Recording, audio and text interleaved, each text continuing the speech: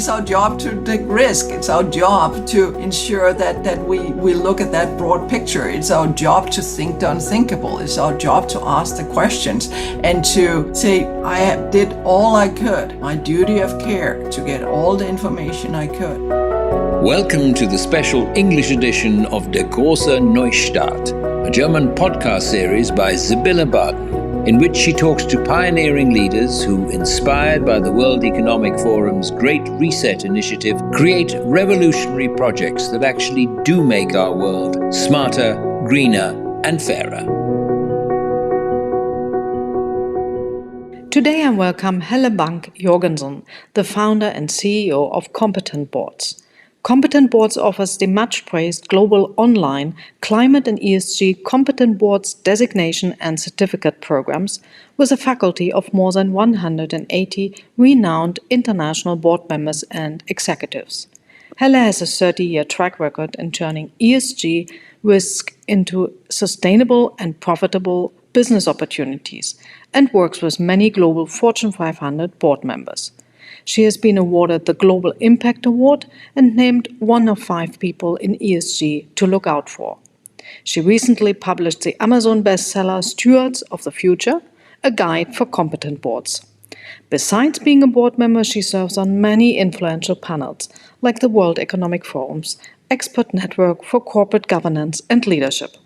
Good morning, Helle Bank Jorgensen in Toronto. Let's dive straight into the programs you offer and why board members should sign up rather sooner than later. Well, first of all, warm thank you for having me. And well, the world is changing, right? So if we look at it as board members, we have a fiduciary duty. We have a duty of care. We have a duty of care to actually make sure that we understand all of the matters that are impacting the business. If we are not informed about the environmental issues, the social issues, the geopolitical issues, all of the governance issues, how can we make informed decisions? How can we actually help that company be resilient? Yeah. So that's one, right? From a company point of view, basically our job as board directors would be to ensure that we can oversee, we can, ask questions, we can look a little bit into the future. So what I'm saying is that we provide insights so you can provide, oversight and foresight. But that's kind of like the company point of view. Then I think we as board directors have a larger responsibility, because our job is actually also that for the long term. Unfortunately, we're seeing CEOs perhaps not being in the position as many years as we usually did. So the board of directors are the ones that are actually the continuing force of that company. They're the one who at least approve the strategy. I would say should be involved in ensuring that the strategy is the right one. Again, to do that, you need to understand the environmental, social, governance, climate change issues, etc., geopolitical issues, and continue on that. So that wider responsibility, and you were kind enough to talk about my book, Stewards of the Future, a guide for competent boards, and that is exactly what I'm trying to say. Okay, we need to be stewards of the future. And with that comes all the stakeholders. So if we think about, our company, yes, we have shareholders. We also have our employees. We also have our suppliers. We also have our customers. We also have society. And what world do we want to see in the future? That's where we as board directors actually have I'm looking at this große, a larger responsibility. Look at us as qualified, competent board directors that should be re-elected. We need to have this insight. I mean, this is nothing new. if you look back, things have been changing. If you say nowadays that, well, we as board directors do not know anything about cybersecurity, I'm quite sure that most would go like, okay, are you fit for that job? So also, and that's why we do the designation and certificate programs, is to say that when you've gone through that program, you will be able to then show shareholders, other stakeholders, that you actually have applied your curiosity, applied your way of saying lifelong learning, and are in a situation where you're more fit for the future, and therefore for both the companies that you serve at now, but also future companies. I have many of those alumni that now say of the competent boards programs that say the fact that they have the designation, they have the certificate, that opening doors to more boards, because board of directors companies know that they need to have this knowledge now. We can't wait, both for our own sake, and then some would say also for our children. Yeah, absolutely. I looked at your ESG programs, and from what I realized, it's basically based on 12 topics, from risks to opportunities and human rights and multi-stakeholder engagement. Can you tell us a bit more about the content, and perhaps, I don't know, pick one or two topics to talk a bit more about in detail? Well, I can indeed, and I think you mentioned that we have over 180 faculty members that are actually help both informing the content as well as delivering the content. So those are board members like Jim Hagemann-Snabe, that serves as the chair of Siemens, and others also from both from Germany, but from all over the world.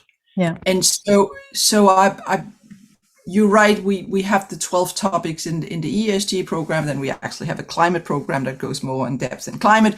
But in the ESG competent boards designation and certificate program, we start very wide, saying what are the risks, what are the opportunities in this world, in a geopolitical setting. I mean, it looks very different now than it did, unfortunately, a year ago, right? And then we go into, how do you think the unthinkable? How do you deal with all of this? How do you be resilient? The sustainable development goals, that are these 17 biggest pain points of the world, but also the 17 biggest opportunities. And then, as you say, we go into all of these more subject, climate, more kind of like ESG from perhaps a financial point of view, human rights, cybersecurity, responsible use of data, diversity, equity, inclusion, goes into shareholder and stakeholder engagement and disclosure, tax, investment, and pay. How we're dealing with all of this from a incentives point of view. Human rights, supply chain issues. I mean, I can continue. And then, of course, what does the future of good corporate governance look like? So, I'm sure you can put in and see, so people can see these 12 topics. If I dive into them, just to give a few. So what we did, and as I said, we had these over 180 fantastic board members, executives, experts, investors, etc. We have captured their knowledge, their insight, in both interviews where I'm asking them questions and really to get what are the gold nuggets. Where is it that they failed? Where is it that they succeeded? What made them succeed? So by doing that, we can share, hopefully, some learnings that a lot of us can learn from. People will also get, a toolbox, I call it, where what are the tools for each of these different areas? When it goes to reporting, there's so much at the moment, which also means that we are on a constantly basis updating all of this material. You then have in terms of a case, a real case that we discuss during the sessions. So that's kind of like you can call it preparation materials, where you have the opportunity to study in front of your computer, getting all of that inside, or listening to it if that's what you prefer, reading if that's what you prefer. And then we have these bi-weekly sessions where we invite some of these faculty members to actually come and have the discussion with a relatively small cohort. So we just had Thomas Thune Andersen, who is the chair of Ørsted, joining us. We had, just to be in the energy sector because that's so hot in the moment. We had Chad Holliday, who used to be the chair of Royal Dutch Shell, but for each topic, we have who are those that I believe can share insight that others can benefit from.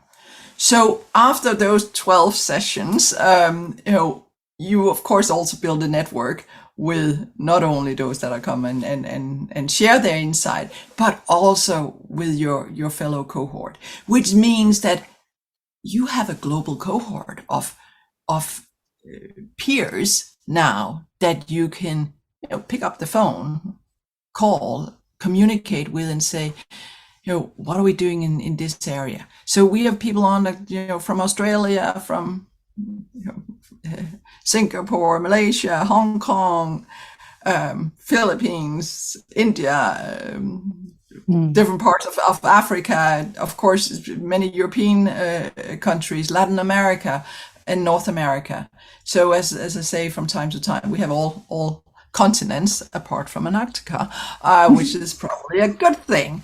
So what I'm hoping is that we because we're meeting every second week, you get the chance to actually reflect. And it's a time commitment, but it's not a huge time commitment. And hey, from an environmental point of view, we're saving CO2. From a financial point of view, you're saving money because you don't need to travel different places, but you actually get that feeling of being in a room. And when you discuss the cases in smaller rooms, so you really build that network. Then you do have an exam at the end, because I want to make sure that those shareholders and stakeholders that afterwards says that you have the designation, the certificate, actually know that this is something that people have worked for, and you can, if you go in and look at the testimonials, you can see that people are very keen on telling that they actually worked for this. So it's definitely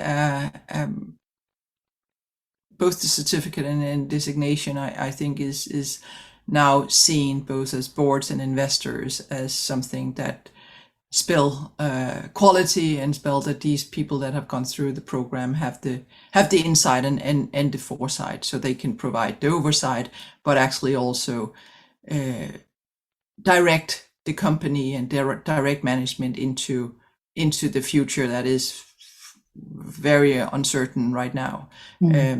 But then I should say, now I talk from a board of directors point of view, we have the similar program for management, for business leaders, but we keep those in two different tracks, as board members like to kind of like make sure that we have that oversight perspective from there, and from the management and others, the more management perspective. Long one there, Sibylle. From what you say, also it feels like you created your own ecosystem. Well, you're right. I mean, it's fantastic to see now the alumni, and we actually just had in-person get together from all over the world, right? So people in Hong Kong meeting, people in London meeting, people in Latin America. Well, I think that was out of Lima, meeting. Perhaps even also in Sao Paulo. I have to be careful here. Toronto, Vancouver. I think we had people in New York, right? So you have people from all over the world. Are they coming with different issues when they do your course?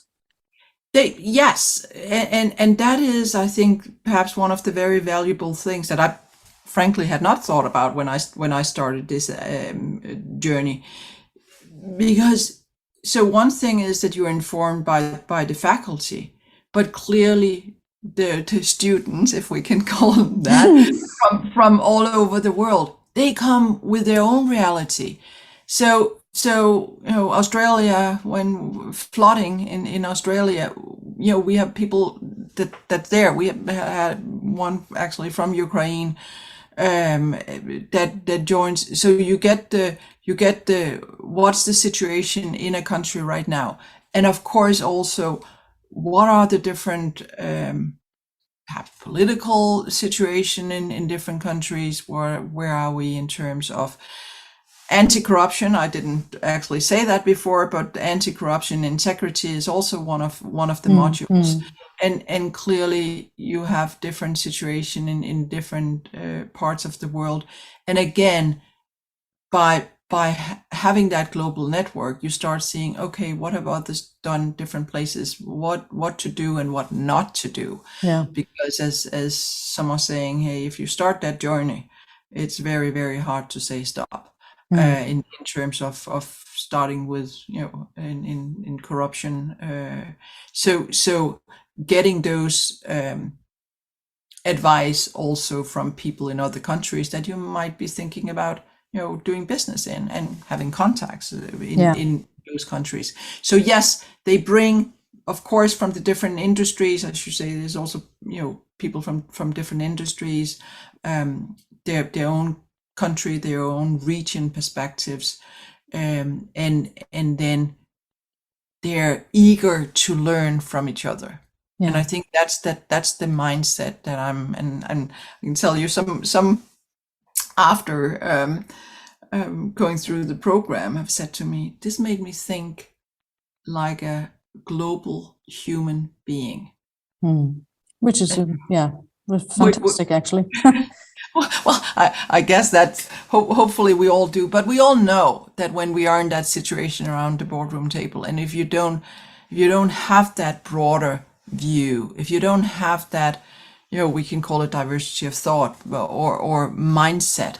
Well, we are very good at looking at the facts in front of us and making decisions, not really thinking about what are the consequences, the human consequences, the environmental consequences. And if we don't think about that, that's going to come back and bite us. Yeah. Because, nowadays,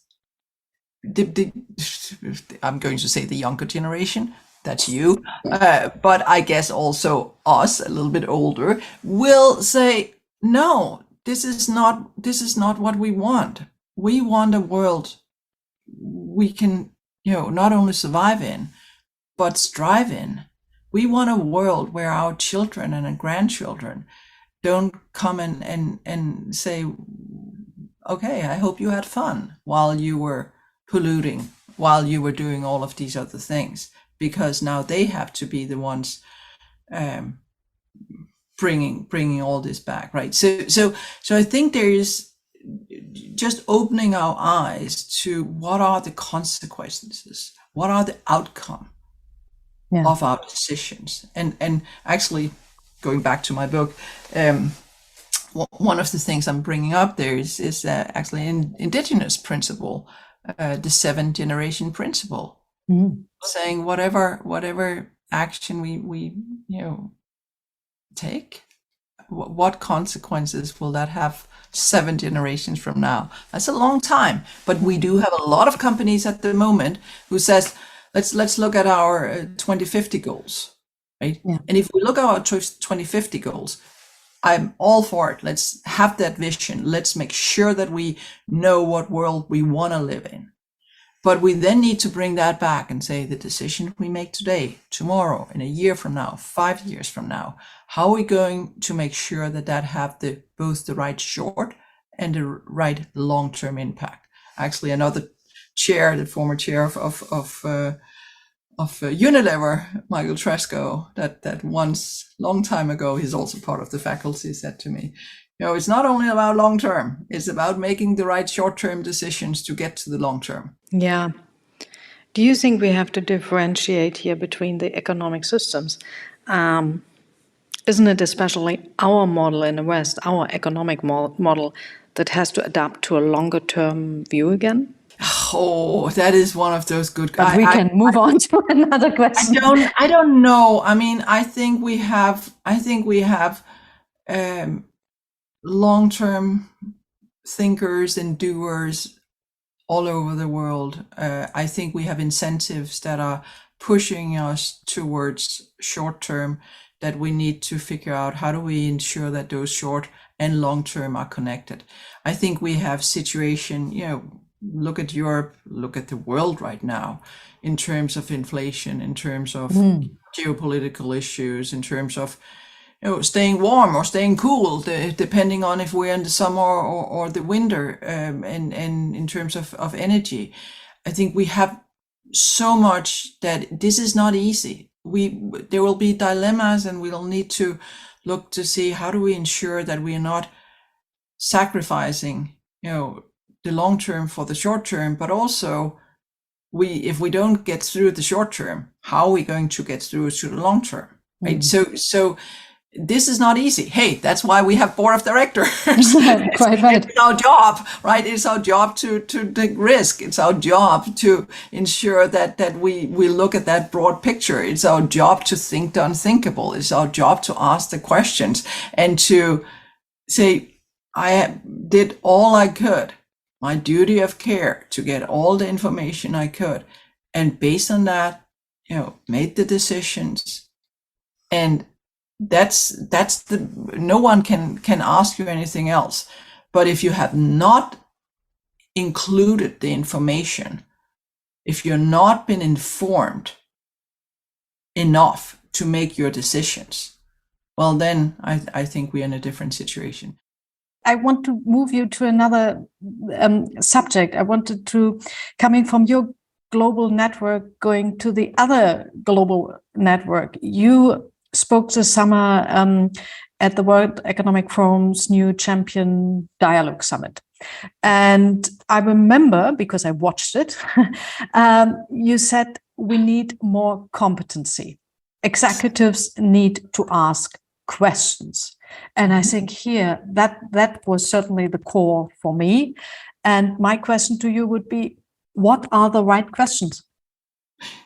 And this is not where I'm going to say, if you look at the book, you have questions after every chapter. But so let me not give you all of those, but let me give you a few that I'm, asking also when I'm talking to board of directors and in terms of strategy, etc.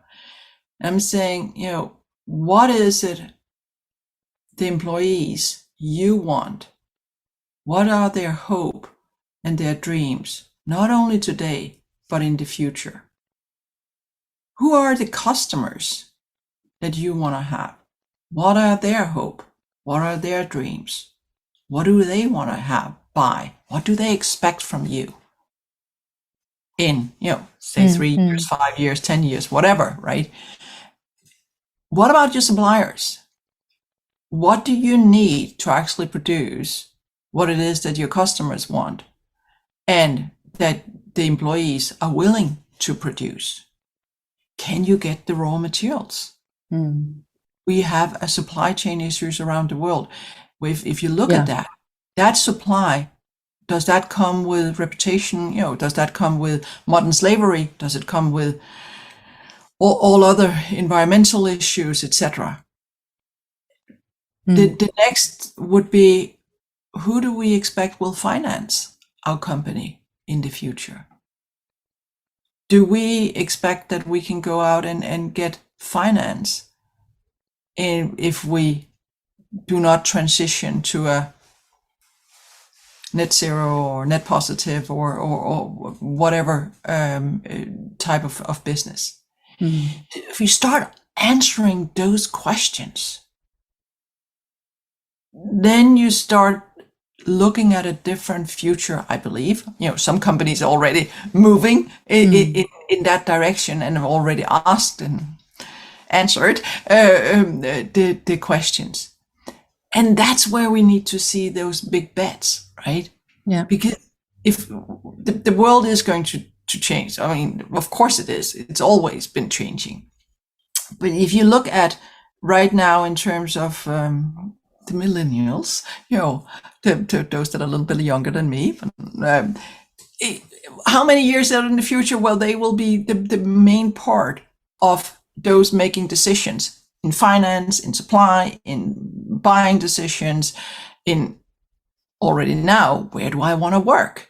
Do I want to leave my values outside the door when I walk into where I work? No, most do not want to do that.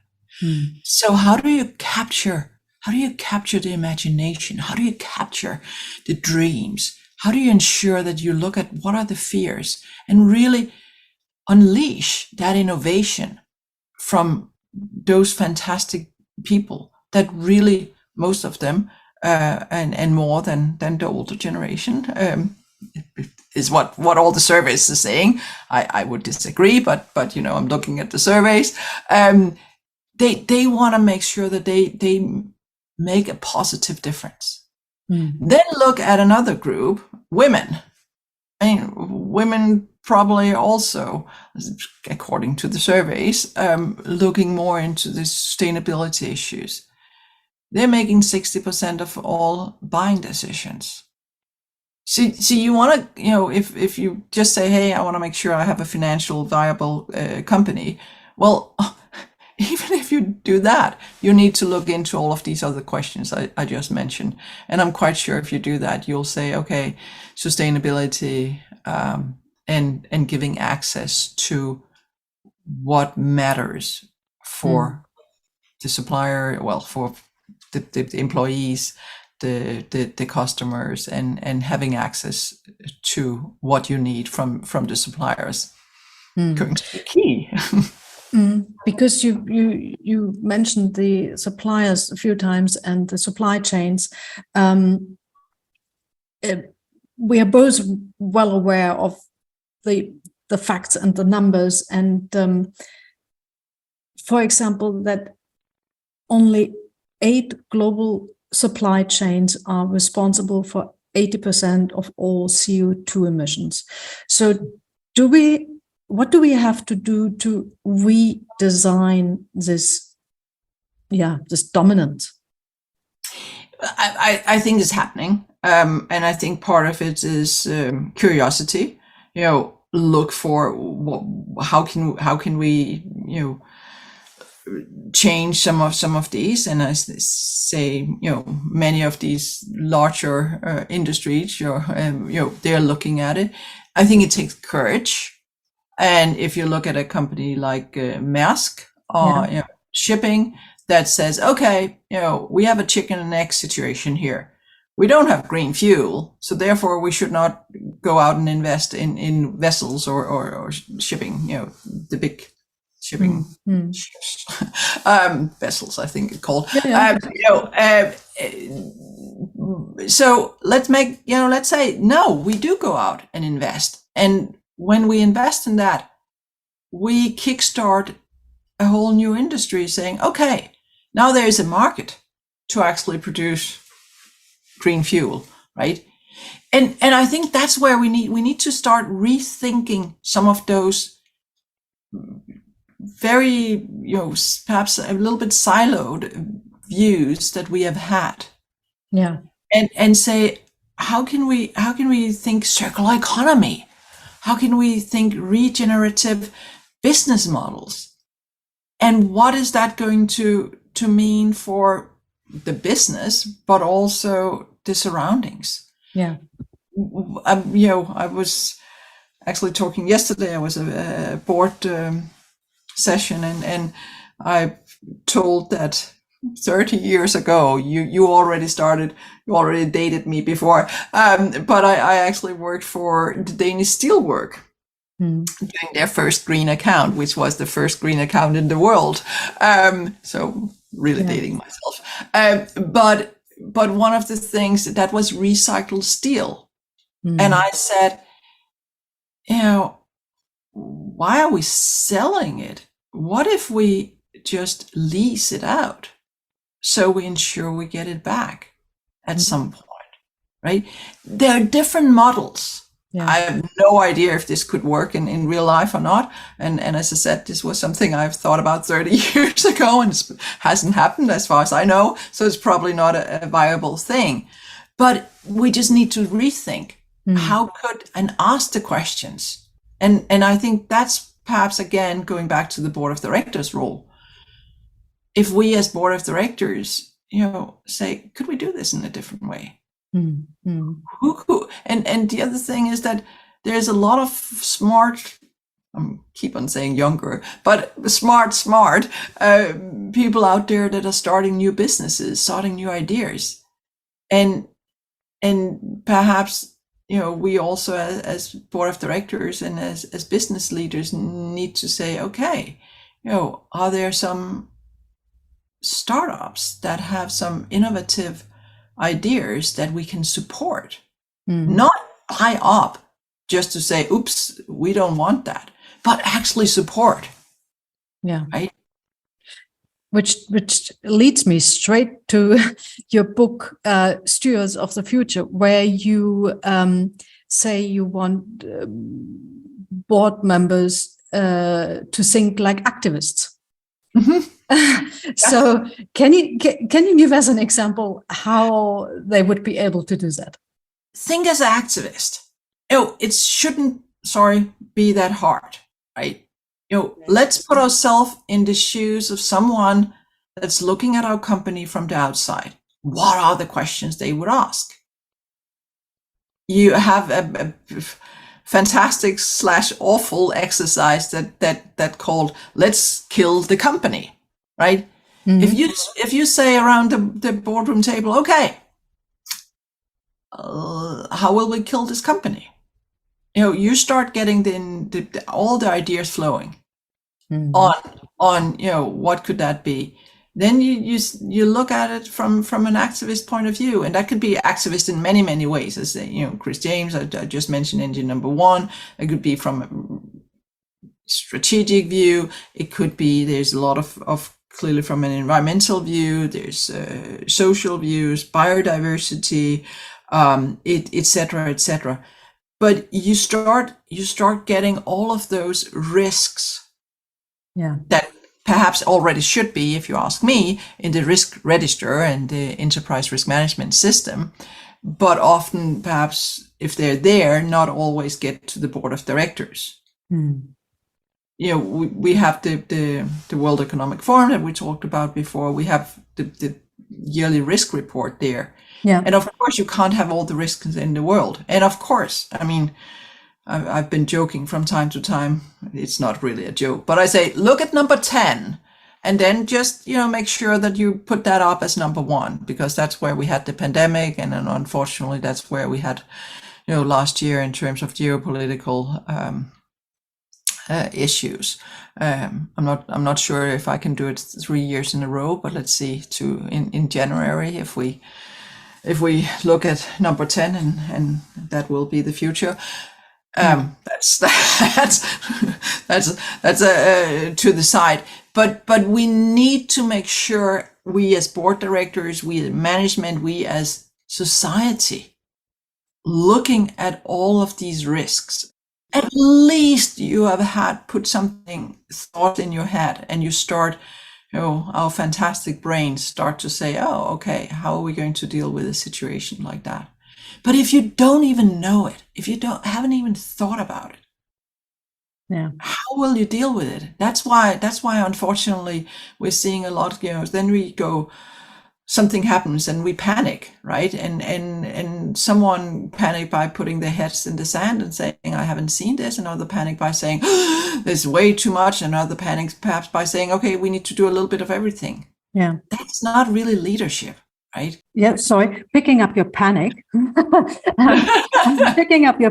I think with the whole of the ESG and the SDG topic, Yeah, depends on the culture of the country anyway, a lot. But there is some panic among those who missed the train so far. Mm-hmm. They have now crisis over crisis, a kind of tsunami of crisis. And yeah, and the ESG is moving forward. Having an ESG expert or even two on the board, is that just the beginning? And if it's just the beginning, what's ahead of us? It's a question, Sibylle, that I'm getting asked from time to time. I believe that, we don't necessarily need experts, because in my mind, it's the role of the board. And you want to make sure that you look at the audit committee and the charter of the audit committee and say, okay, we in the audit committee, if risk is part of that, audit and risk, maybe we have a separate risk committee, but are we really looking at all of these? Are we looking at the reporting data? Are we putting the same scrutiny on that as we are on our financial data? Are we seeing the interrelation between the financial and the what some calls non-financial? I believe it is financial, but sustainability data. Are we looking at what's really material in that sense? And who in the organization have the responsibility? How do we ensure we're not greenwashing? All of those questions. Yeah. Then you get to the remuneration. How do we ensure that we have incentives in place? So what we say and all our nice purpose statements and value statements, etc., are actually being lived. And I know many of us say, well, that should not be something we incentivize. But from time to time, we incentivize actually the opposite. We put incentives in place with,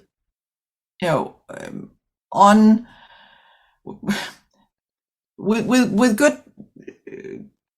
good thoughts behind it, but we might not have seen the damage they can do, right? And I think that's where we again, as board directors and management for that matter, right, make sure that we really think through the incentives and therefore the compensation, etc. Then you can go to the nomination governance committee. Again, in our charter, we need to have what does all of this ESG, climate, etc. mean, and who do we ensure, both in terms of the CEO management team, who is it, what is it we need to hire for or guide our CEO and management team for, or coach, whatever you want to call it, but also in terms of new people to join the board. How do we ensure we get that thinking, that diversity of thought around the boardroom table? How do we ensure we have a culture where we actually listen to each other? How do we ensure that we have that inclusiveness, where we also not only listen to those around the boardroom table, but we listen to the employees, we listen to our stakeholders. We actually have, in the same way as we have shareholder, investor roadshows, we actually have roadshows with our stakeholders. We actually listen to them and understand, again, their pains, their dreams, what it is that they believe in. That's going to inform not only the strategy, but actually the value creation of the company. So I think we need to have those, you say ESG expert, one or two around the boardroom table. Yes, I think we need to have people that, clearly while I'm doing the ESG designation and certificate programs from competent boards, or the climate competent boards designation and certificate programs, is to have people that can actually ask the questions, that can do that. And in the same way as we have a financial expert around in terms of being financial literate. But it do not take away the responsibility for the rest of us to know a little bit about finance, or to know a little bit about ESG, etc., especially because this is I was almost going to say shadowing, that's negative. It's actually shining a bright light on everything we do in the company. If we look at it from the lens of our employees, the lens of our customers, suppliers, shareholders, etc., as I said before, and what is it that they want? You don't even need to say ESG and climate. Yeah. It will be there just by definition.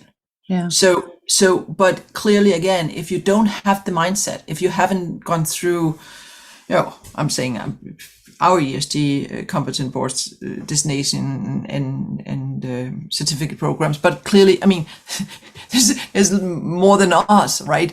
If you don't have that mindset, if you don't have that network where you can bounce ideas, if you don't get the latest on what's happening and what could be happening, well, you are behind, right? Surprise. And that means that your company is not getting the best that they could get. Yeah. And for example, when leaders today, I just put it all under leaders now. When leaders today go to conferences, they come to you, they go to the forum, and the mindsets are clear, the targets are clear, everybody is willing and able. Back in the office, they are confronted basically with a harsh reality of resistant views.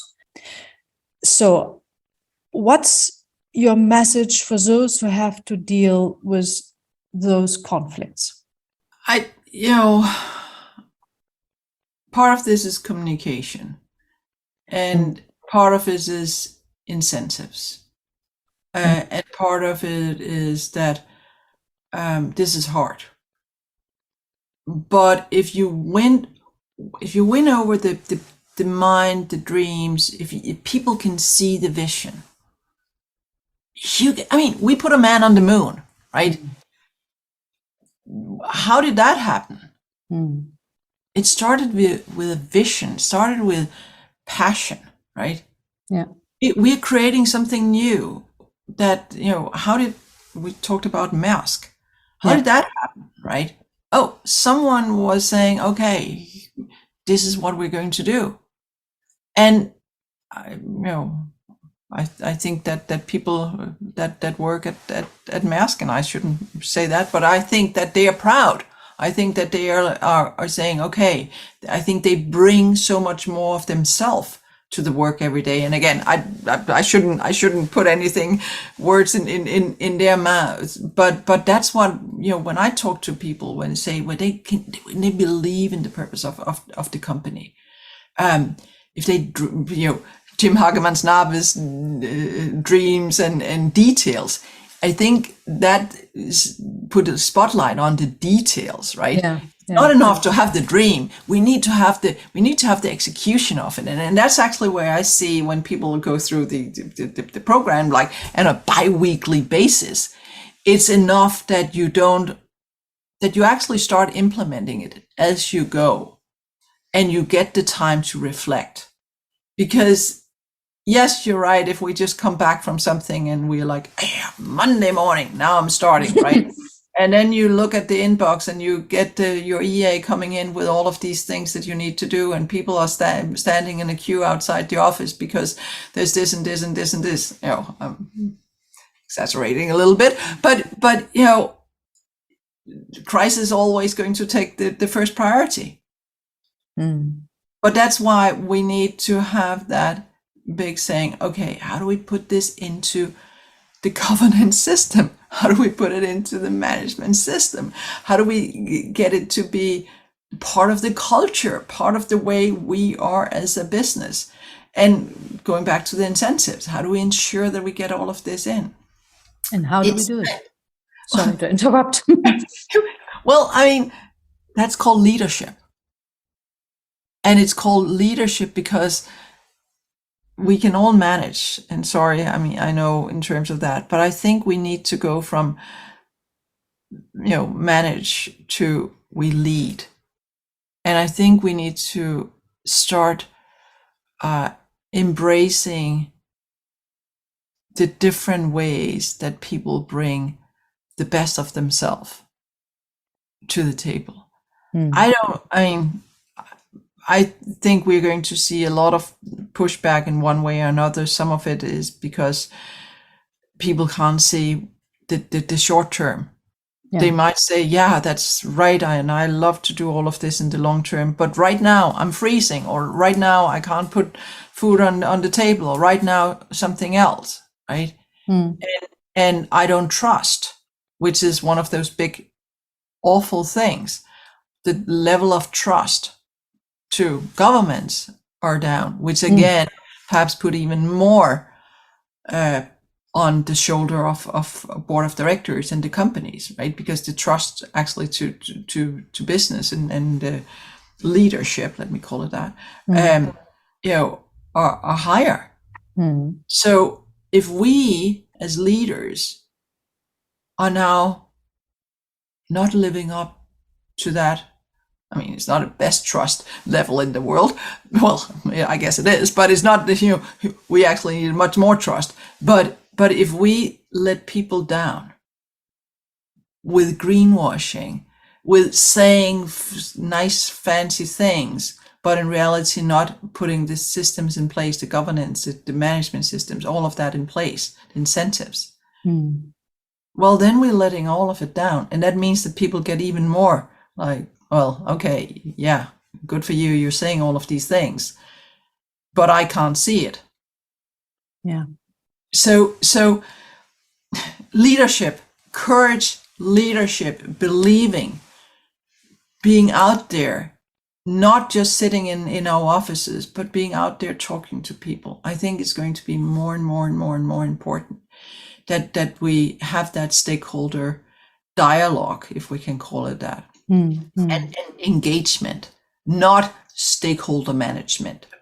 We are not managing the stakeholders. We are engaging. We are having conversations. We are benefiting from each other. Yeah. And I thought it was not a coincidence that your company called competence boards. And when you talked about trust comes foremost with competence. If government leaders don't show competence, there will be no trust. So is there a program for governments as well? Do you have political leaders coming to your program? I actually do. Which what was again, not by design, but I think you have a brilliant point. And it goes not only as a brilliant for those from more the government side to listen to businesses, because often they get people visiting them where they have like, well, we want this and this and this and this, right? But perhaps not really fully understand the setting of why the asks, and especially not clearly on a global basis, because that will be in their country or their region or wherever people are coming to them. So for them to kind of like get that bigger picture and feel the pain points and again of the companies and what it is actually the companies want, that can inform what it is that they're doing, and frankly from time to time give them a pat on the back, but also the other way around, from the board of directors, from business leaders, also understanding on the other side that this is it's a dance, right? Yeah. And if we start stamping on the feet, then well, it's not as nice a dance than we could. A long time ago, one of the good friend partner at PwC wrote this book called Waltzing with the Raptors, right? And that is kind of that how do we ensure that we do that? I don't want to say anyone is the Raptors, but kind of like how do we deal with actually having that dance where it's for mutual benefit, etc. So yes, I think you're probably right. We should actually actively engage. I have not done that. It's people are coming, from the government side to the program by themselves. So that might be a good for the Große Neustart. Yeah. Because if you think about the Sustainable Development Goals came from governments, took action, and in 2015, 193 states signed the SDGs, which was a brilliant thing. And then, then more and more business actually took over from my point of view. And I think we see now in the last 2 years or so, we have more than 170 global companies, according to the forum, who signed up for the ESGs, right? So business is pretty much here in the driving seat. Would you go so far to say that the SDGs and ESGs are kind of a global compass for the transformation? If you look at the Sustainable Development Goals, yes, it was the member states of the UN who agreed to it, but the before then, it's actually the world's largest stakeholder dialogue. And I was actually at the Global Compact at that time, and I had the pleasure of actually presenting. I was at the stage while the Minister of Canada was presenting, so I was part of the delegation in that. And you can say it's the biggest stakeholder dialogue, and which again should give companies a big opportunity to look at it and say, wow, okay, this is what the world not only want but also need. And yes, we are unfortunately going backwards on many of them, which you could say perhaps even have a bigger opportunity. I have like the CEO of Pension Denmark, Torben Pedersen, he says that, look at the SDG plans or the investment plans, right, from different countries. What is it that the different countries, that's the biggest investment catalog you can look at, right? Because these are the things that from around the world we say, okay, this country we're going to focus on this and this, etc. But also us as individuals, also us as companies, access to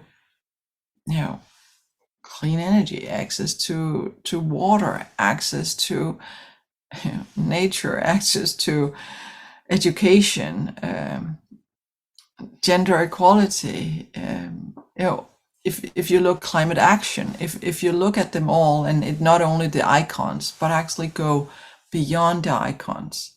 Yeah, I know it's written in a way that's more government, but there's a ton of companies that have looked at this and say, how can we translate this also to be a part of the strategy? So if you, and I would say, I have from time to time where I'm talking to companies, and some companies say, well, yes, we have, SDG number 5 because we are doing something in gender equality, and we have this, and because, and I'm saying like, okay, let's look at the 17 goals. Let's look at where are you, doing fantastic things, and you really can have a positive impact. And where is it that you perhaps, have a negative impact on these? And let's make sure that we actually not only focus on the positive, because that's will be called out at some point. Mm. You want to look at not all 17 at once. I mean, some might have the resources to do that.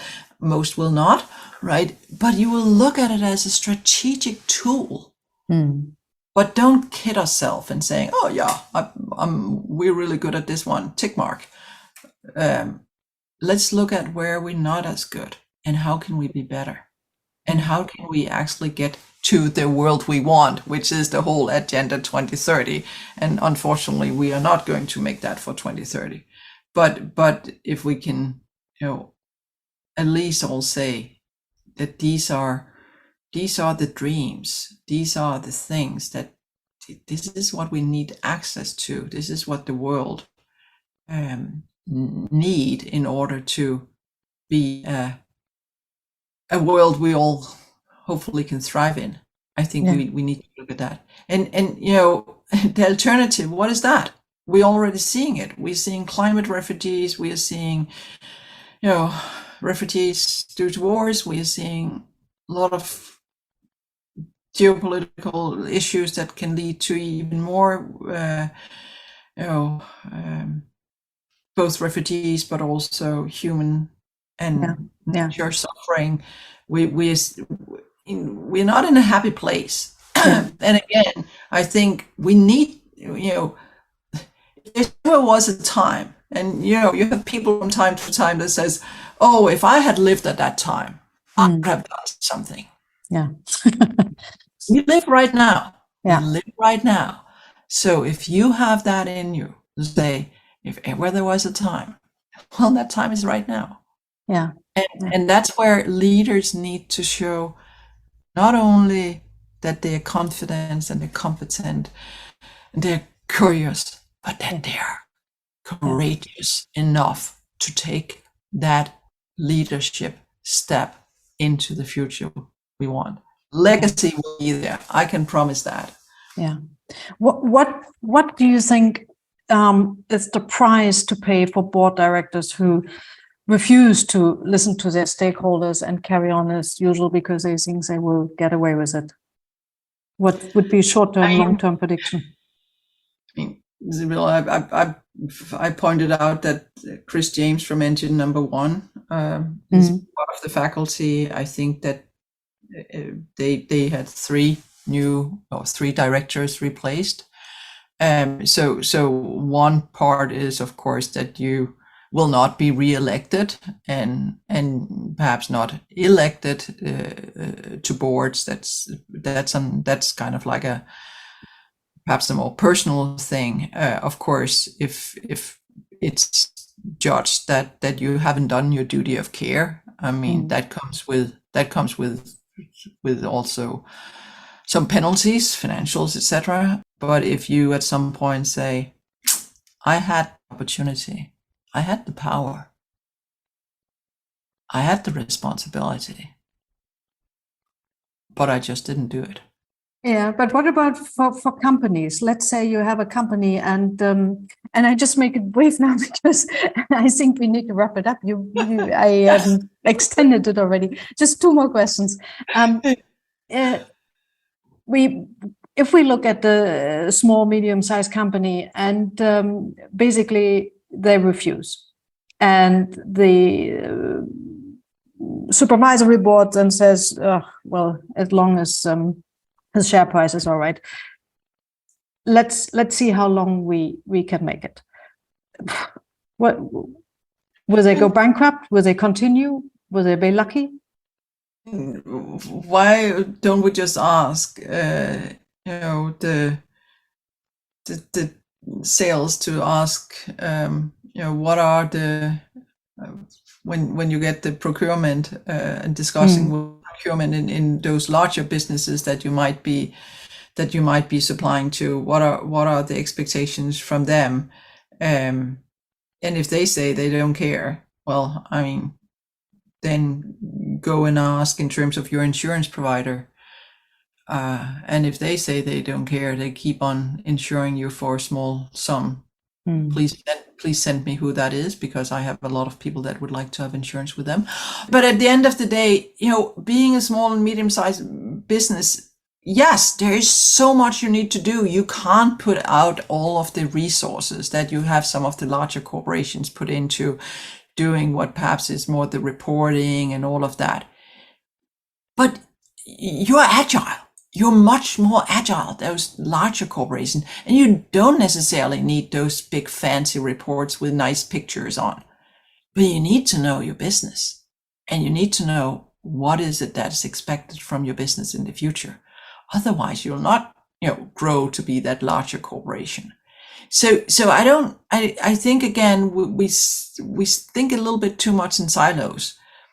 ESG, climate, geopolitical issues, whatever we call all of that. It's business. It's strategic business issues.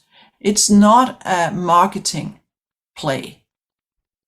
It's basically just saying, okay, the world, our customers want this. Can we provide it? What will our customers want in the future? Can we provide it? Can we have the employees to actually provide what it is? I mean, it's. I make it sound as simple. I know it's not as simple, but it's not that hard. But it's hard if we start saying, oh, now we also need this ESG and climate, etc., and that's so far out in the future, we don't have time to look at that right now. Yeah, but why not look at the short term and see, okay, how do we continue to be a successful company that people, our suppliers, our customers, our stakeholders, I keep saying all of these words, will not only keep having as a business partner, but perhaps also will admire and will tell others, oh, you should try XX give they're not as large as some of the others, but they're really doing something that give value to the other companies. And that's why I'm from time to time, especially the smaller corporation, and say, don't only look at what it is your customer is asking you for, also look at what your customer's asking for, because that's going to come down the pipeline to you. And if you, as a smaller company, can be the one that starting the conversation and say, dear customer, I saw that your customers, right? So the customer's customer are looking for this and this and this.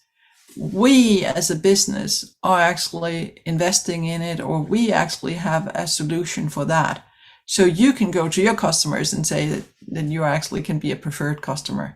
Oh, hey, now you have a value proposition that's better than your competitors.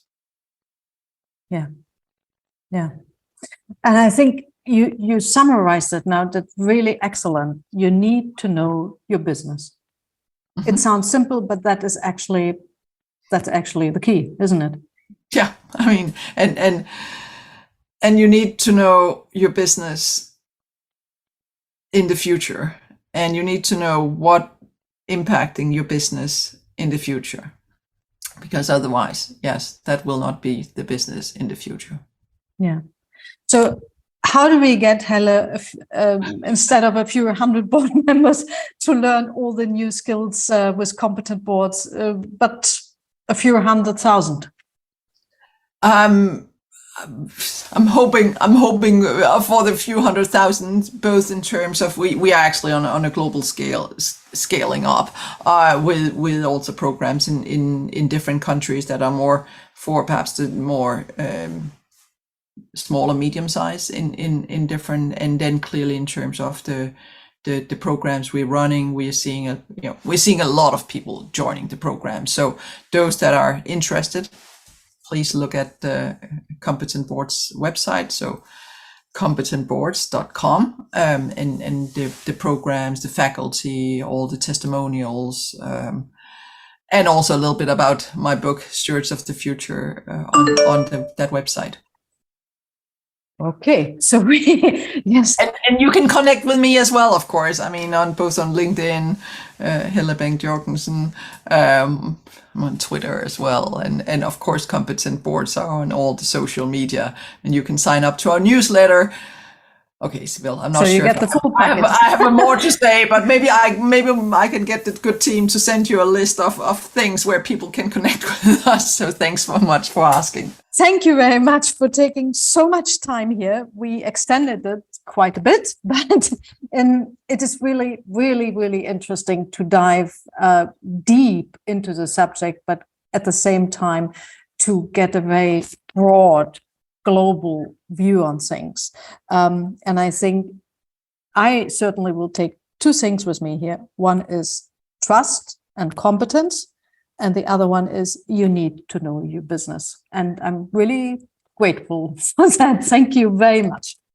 Thank you very much. I really enjoyed our conversation here. You've been listening to a special English edition of Der Große Neustart, a German podcast series by Sibylle Barden, in which she talks to pioneering leaders who are committed to making our world smarter, greener and fairer. For more information, please visit www.sibyllebarden.com and the official site of the World Economic Forum.